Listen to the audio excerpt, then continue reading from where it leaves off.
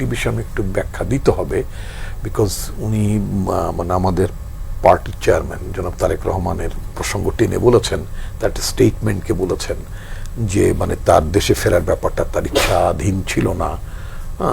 এটা তো সত্য কথা। এখন যদি আপনি তাইমুর আপনি আমাকে যদি বলেন would you like to go to Tehran,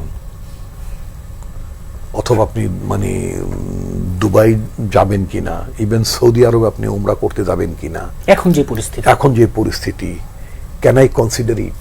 no, it will be very difficult for me to take a decision to visit any country, particularly যারা এই ধরনের আবহের মধ্যে আছে।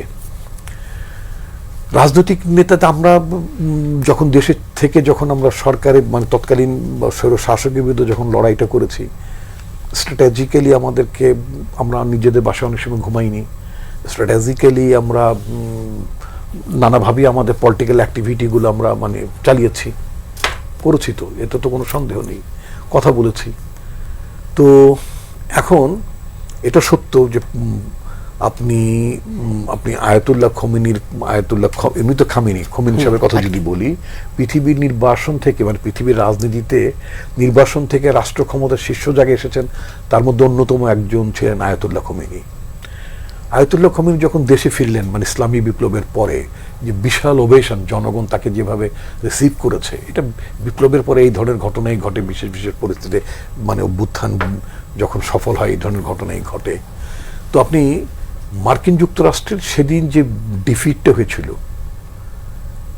আজ থেকে কয়েক দশক আগের ঘটনা।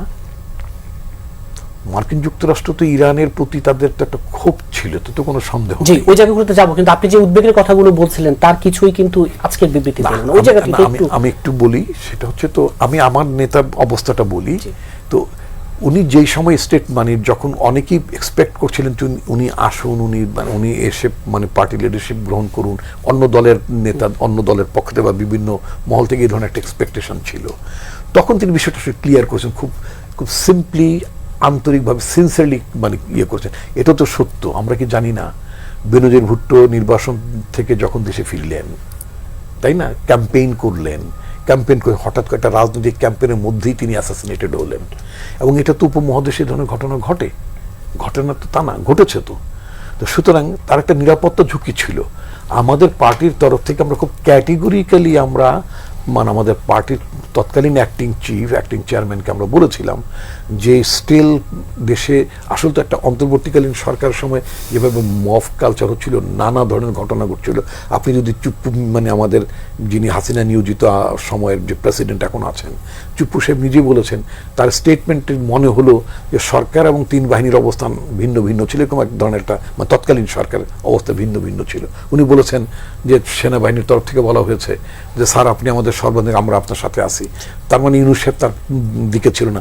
এই যে বিভিন্ন ধরনের মানে একটা যখন মানে জনগণের গভর্নমেন্ট যখন থাকে না, সেই গভর্নমেন্ট খুব দুর্বল থাকে। আমরা জানি যে ওই ধরনের পরিস্থিতিতে দেশে আইন শৃঙ্খলা পরিস্থিতি খুব ভালো ছিল না।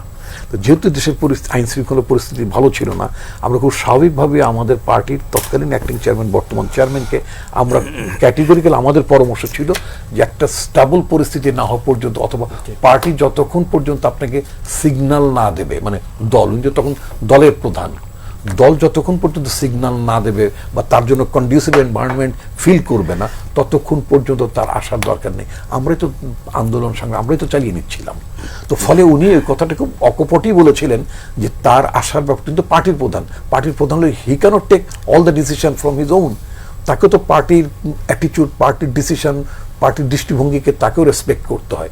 তো খুব পার্টি বলেছে যে this is not the right time. So উনি ওই সময় পার্টির আসার ব্যাপারটা বিবেচনা, হয়তো উনি বলেন না যে আমার পার্টি না করছে, পার্টি সিদ্ধান্ত দিচ্ছে না। কমিউনিস্ট পার্টির যারা আছেন তারা তো মানে পার্টির সিদ্ধান্ত খুব গুরুত্বপূর্ণ সিদ্ধান্ত, সেটা অনেকেই পার্টির সিদ্ধান্ত ছাড়া বিয়ে করেন না ওনারা। হ্যাঁ, করেন না, রাইট। হ্যাঁ, এবং পার্টির লোকজনই বিয়ে করেন। যাই হোক, এখন কথা হচ্ছে কি যে আপনি যেটা বলছিলেন, ওই যে অনেকগুলো প্রেক্ষাপট বললাম আপনার ভূ রাজনীতিতে, আপনি জামাত ইসলামের কথা উনি বললেন যে হি ডিডন্ট ফাইন্ড উনি মানে জামাত ইসলামের কাছে যে বিবৃতি উনি এক্সপেক্ট অর্থাৎ এক্সপেক্ট করি নাই আমি এক্সপেক্ট করেন ওটা ভালো আবার কথা না, আপনি ঠিক আছে দেন না। মানে আমি বলছি সরকারি দলের কাছে চেহারা বোঝেন এইগুলো না, না, দলগুলোর সরকারি চেহারা বোঝেন দলের- জি, আপনি ফিরছি, সরকারি দলের কাছে নির্ধারিত- এক সেকেন্ড জি। সরকারি দলের কাছে আপনি একটা এক্সপেক্ট করবেন এরকম, এখন তো তার অফিসিয়ালি বিরোধী দলও, সুতরাং বোধ সরকারি দল এবং বিরোধী দল অর্থাৎ 11 দলীয় জোট, আমার ছোট ভাইরা যে দলটি যে জোটের সাথে আছে তারা কেন এই স্টেটমেন্টে দিতে পারলো না, এটা আমাদের অনেক ভেবে দেখতে হবে। যে নিশ্চয়ই এমন একটা বাস্তবতা, ওই যে বললাম either you are on G. The